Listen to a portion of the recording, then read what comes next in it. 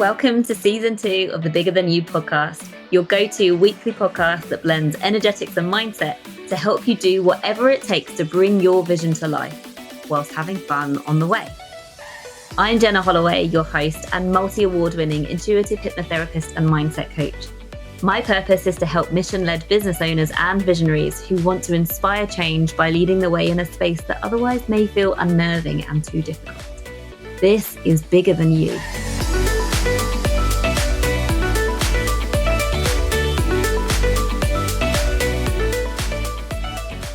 Hello, welcome back. Thank you so much for joining me. And I am really excited to have a new guest on our podcast today. And yeah, so excited for our chat because it has opened up new doors, new understandings for me, and I'm excited to share her with you. So welcome, Lauren.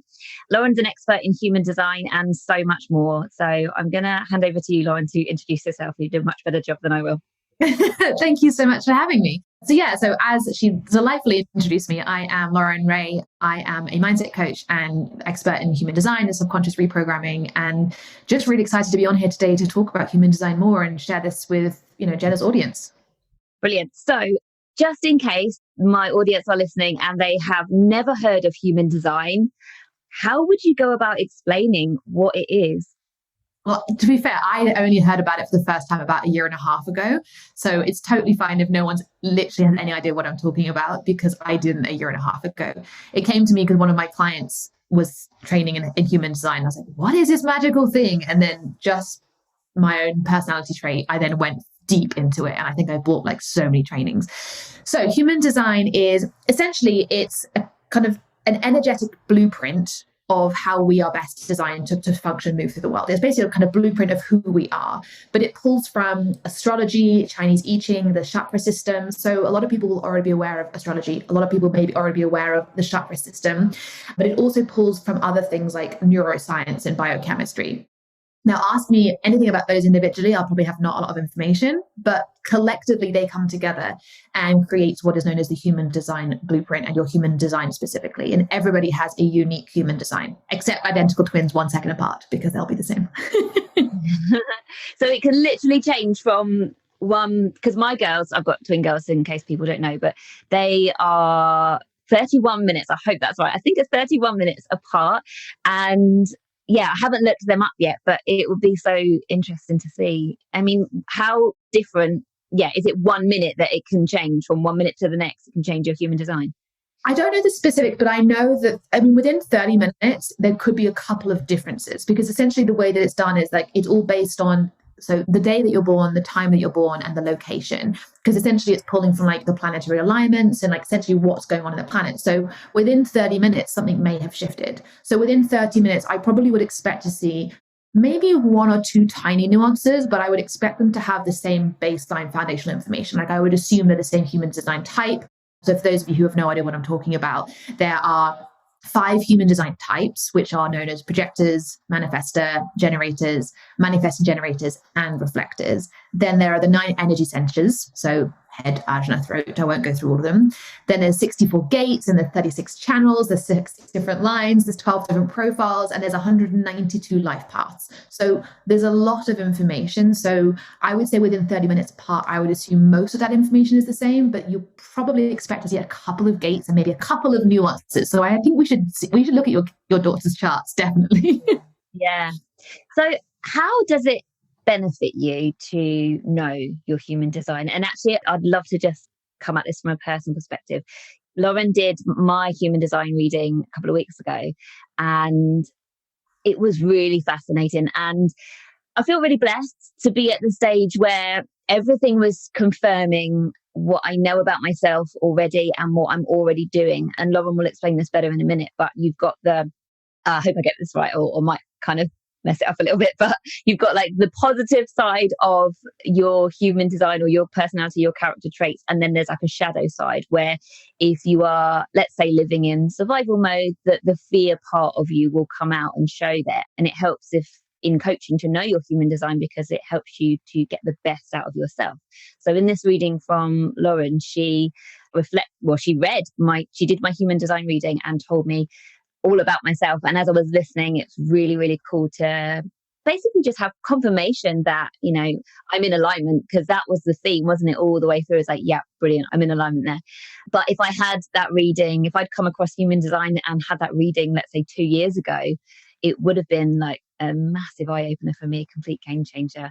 And I think it, goes, it kind of is really cool because it shows me how much I've evolved myself in the last couple of years. So I would say that you described it beautifully in that sense, in the sense that, so the thing is with human design is like the really key information I always want to get across to people is there's no good or bad, right or wrong, better or worse. Like some people get all uppity about like wanting to be a certain design type because they think one is better than the other. Some people get uppity about like, oh, I wish I had a defined heart center.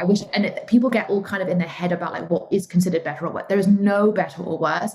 And the way that I personally use it and how most people use it, I mean, the human design community, people use it in multiple different ways, but essentially it's awareness. That is it. It's awareness of who you are essentially supposed to be energetically. And I think what I love about it so much is that, like in your case, we went through it and yeah, you were super in alignment in so many ways. Me personally, I love my human design chart. I always look at it and I was like, I'm so glad, I'm so happy to have that. And I pull from it kind of almost a confirmation and permission of who I'm supposed to be. I use it as a way of giving myself even more permission to be the things I innately feel like I want to be. But actually, I was massively out of alignment with a number of parts of my chart.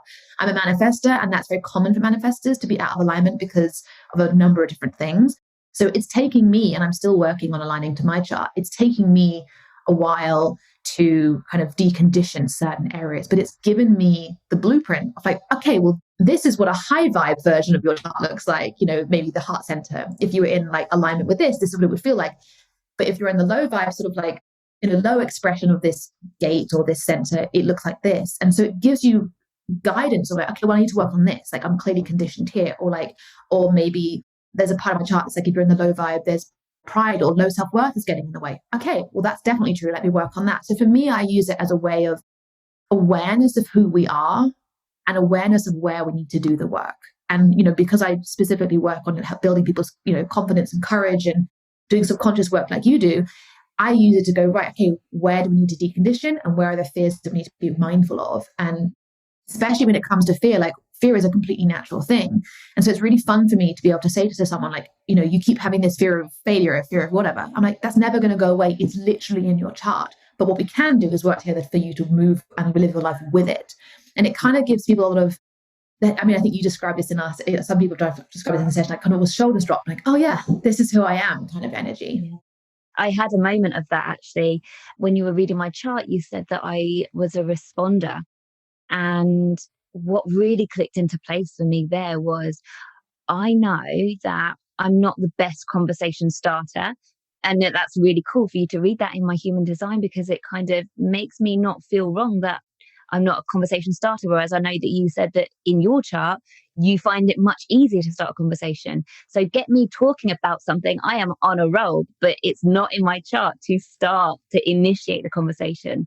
So that was an example where I was like, oh, that's really, really cool to find out that, there's nothing wrong with me for being that way. That is literally what's in my chart. So that is who I am. Exactly. And just for those listening, so that nuance there is, so as a manifestor myself, the way that I move through life is I'm here to initiate. I'm here to inform people, but my energy is around initiating. So yeah, I have no problem going up to like networking events on my own and just going up and just speaking to random people. Like I have no problem doing that at all. But Jenna, you're obviously, as a generator, your way of moving through life is to respond. And so I love the fact that landed for you, because it's like, yeah, then there's nothing wrong with you that you can't just go into a room and randomly talk to people. But yeah, there's so much in your chart. If I come and ask you a question, you're good to go. Yeah. You need something to respond to. And just even like that small piece of information can be really helpful to people. Yeah. Another thing that's just dropped in as you were talking there is the way I do my stories on Instagram. I don't go on there if I don't have anything to say. Like I'm not going, I don't do anything that doesn't feel right. So if I don't have anything to say, I'm not going to make something up to start a conversation.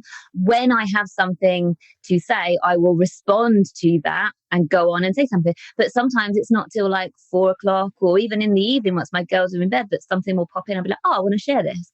I'm not going to just crack on and get on there at like 7 a.m. just because I'm awake. And so actually, knowing what is in your human design chart gives you permission to sort of, I don't know, to really lean into exactly who you are.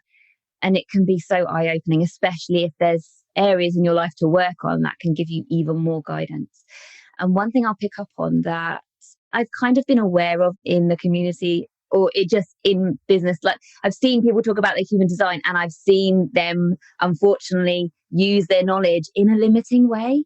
And that is it's so misused, isn't it? Because like if you know your human design, you look into it, it doesn't give you a box to sit in and only be that. It doesn't, you holding yourself back with that knowledge rather than allowing yourself to flourish. And it's crazy I can't think of a specific example. Maybe you've seen it and you want to talk about that. Oh, I see it all the time. And I'm glad you brought that up, actually, because, it's ultimately like anything else. Any tool can be used to limit yourself if you essentially want it to. Like anyone can use anything as a limitation. And with human design, that's why I'm always so mindful and careful about how I talk about it with my clients, because, I don't talk a lot about human design on my social media, but I use it as a tool with my clients. But I've seen people then find out like they're a projector, for example. And I think projectors are the most common version of this, whereas projectors are their strategy. So your strategy to move through life is to respond. I'm here to inform people about what the hell I'm doing so I don't annoy people. And with projectors, they have to wait for the invitation. And there's a whole other things. And I see this more with projectors, but then they get it in their heads that they cannot initiate things, they can't create things, and they have to basically wait around for things to come to them. And a lot of times when people will say like, oh no, I can't, I'm a projector. Like, oh, I can't do that because I'm not supposed to initiate. Oh, I can't do that, undefined root center. Now, the thing is with human design is that it's not saying that even when you're looking at people's, life paths and like what they're here for, and so there are certain business channels, but I know multiple seven-figure business owners who have none of the quote unquote business channels in their human design chart. So we can take it really literally. Like I have all the business channels in my chart. My friend who's making 7-8 figures in her business has no business channels. It doesn't really mean anything. Ultimately, it's everyone can do everything. It's the human design chart tells us how we best go about that. That's it. So everything is possible to everybody. It's just like, if a way doesn't feel good, let's use your human design chart to get you there in a way that does feel good. And that's it. But yeah, I find the limitations that people put onto themselves. I mean, as a subconscious mindset coach, we just limit ourselves constantly. And I do see that quite rife within the human design community to a certain degree. Yeah.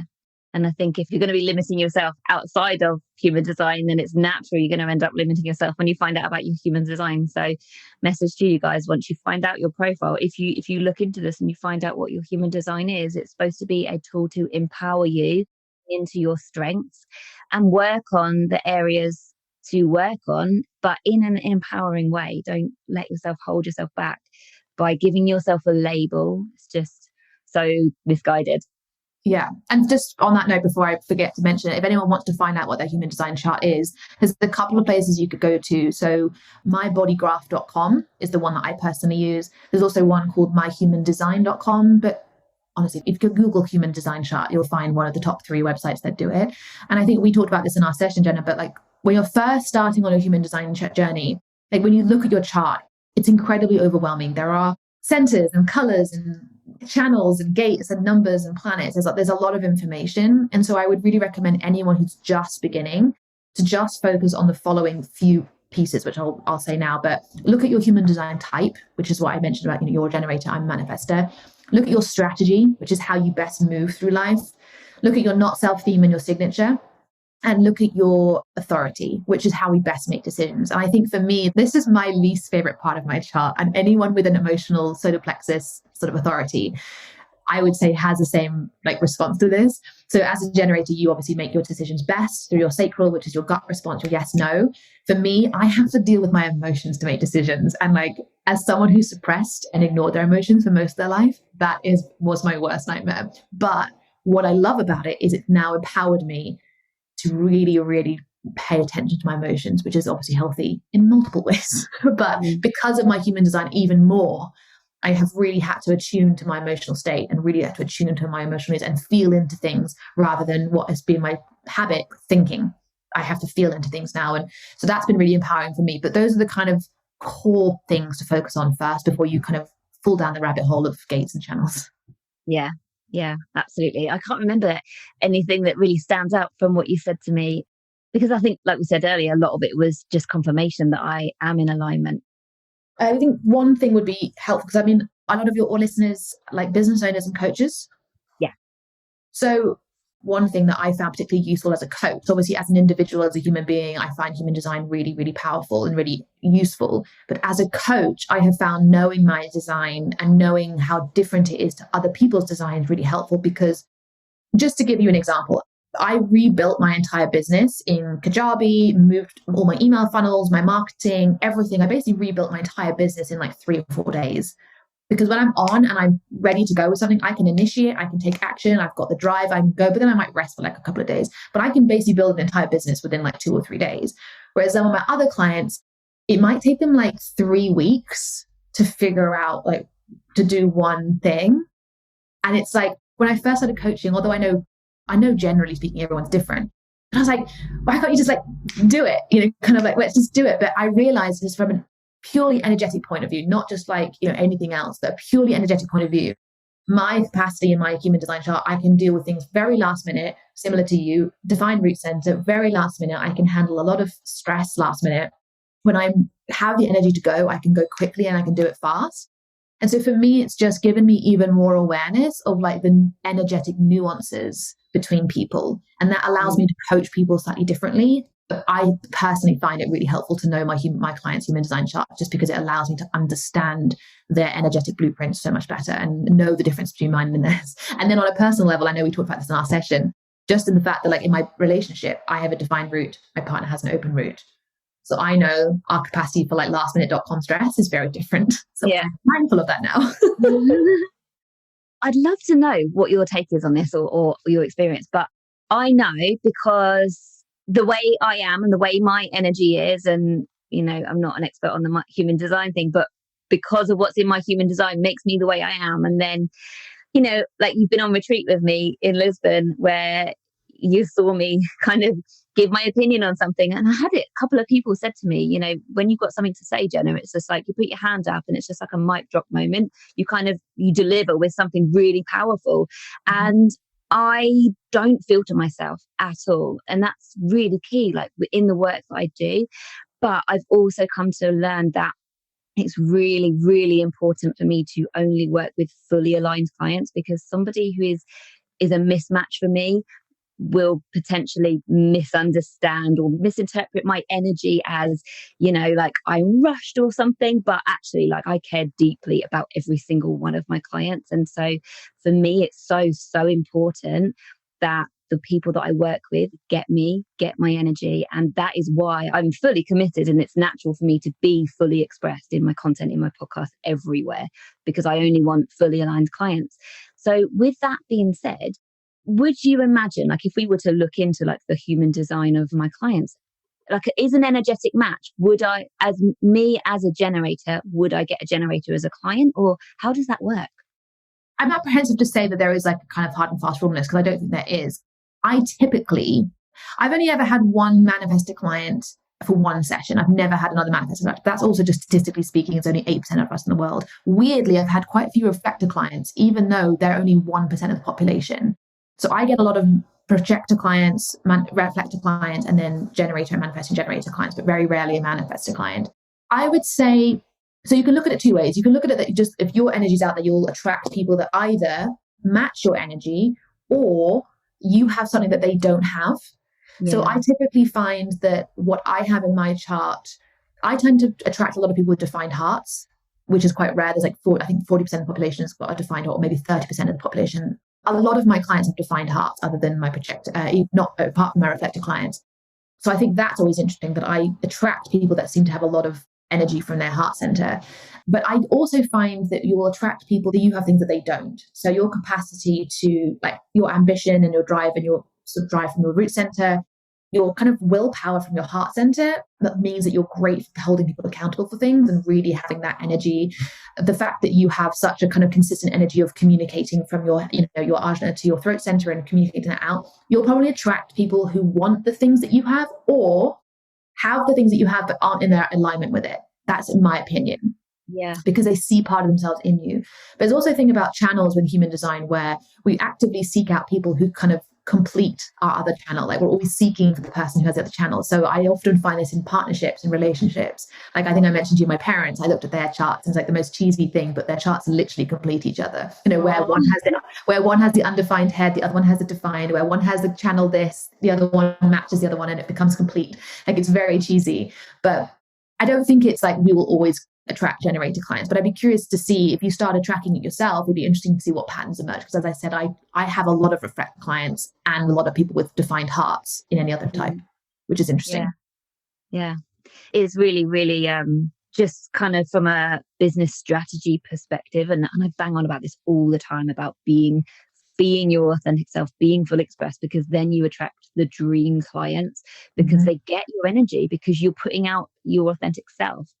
But I've experienced it early in my career where I worked with somebody who didn't fully get me. The feedback they gave me was that they thought, you know, I was rushed in sessions. And that was just obviously that client's perception. But from that point, I was like, right, okay, that's definitely not the case. But it's really important that people get me. And I don't know what I've done since then. I know I'm definitely more fully expressed. That was very early days. And I'm definitely my full authentic self now. And so it never happens anymore. Like people that work with me are just, it's great, isn't it? You know what I mean? When you've got a fully aligned client, it's like, yeah, you vibe. That's it. I can't really think of another way to say it.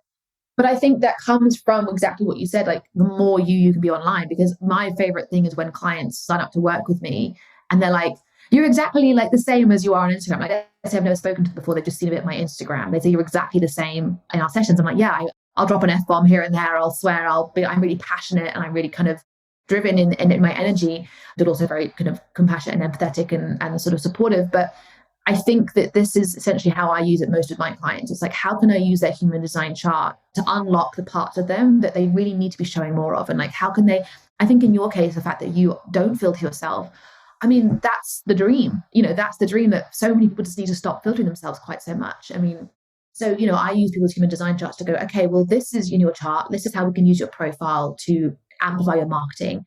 This is how we can use this part of your chart to amplify this. And I kind of pull out things where I could go, how can you be more you? Like I had one client, I think it was my first client that I had after I'd been training in human design. Like she was the first client that I had a session with. I was like, right, I'm going to start bringing human design into my work.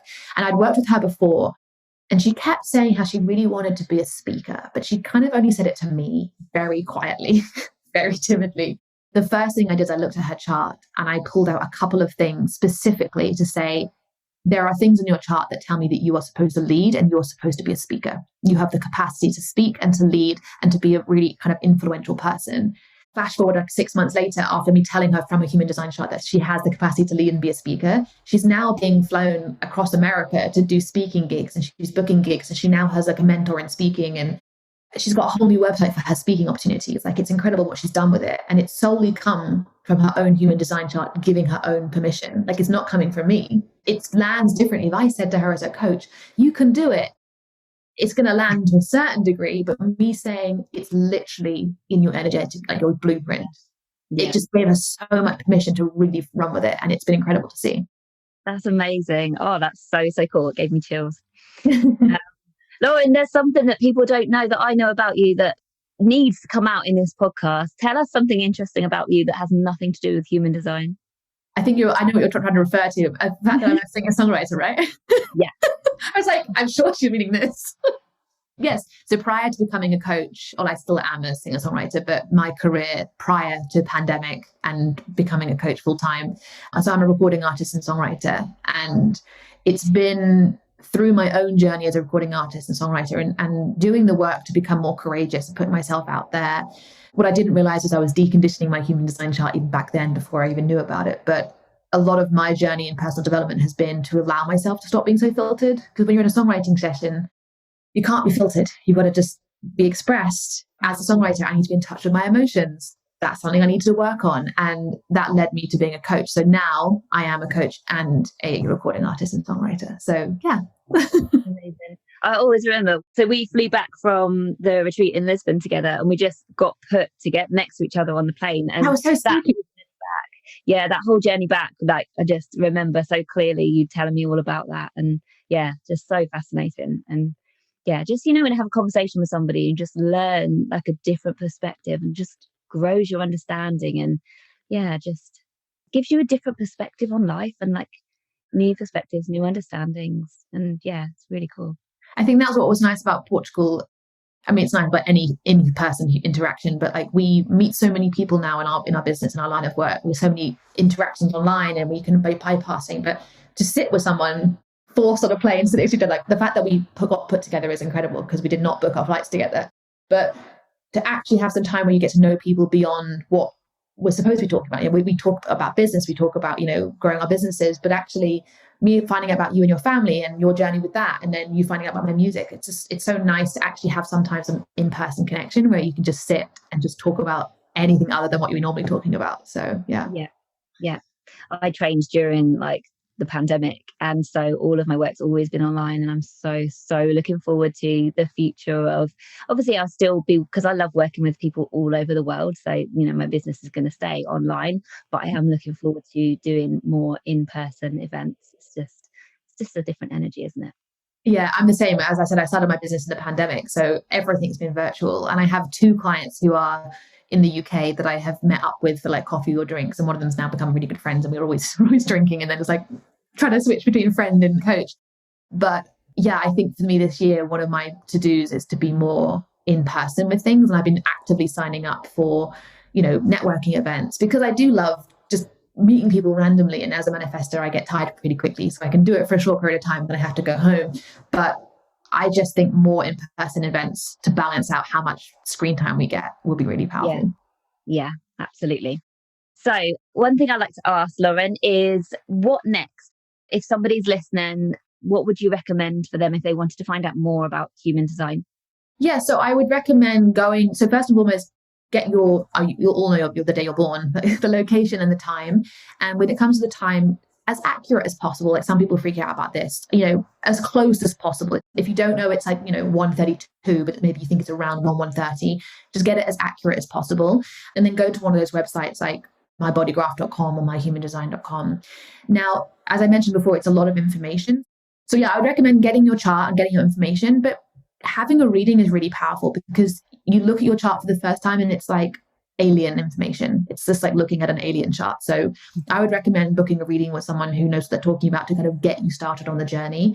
I obviously offer those readings as well. So if anyone's interested in a reading, just slide into my DMs on Instagram and I'll let you know. But you can always book them in my link in my bio as well on Instagram, which is at I am Lauren Ray. Yeah, brilliant. We'll put the information in the show notes. Thank you so much for joining us today, Lauren. And thank you for teaching me about my human design. And I'm looking forward to learning more and, playing to my strengths even more. So thank you. Thank you for having me. Thank you for listening to the Bigger Than You podcast with your host, Jenna Holloway. If this episode has been valuable to you, please share it with a friend or leave a review.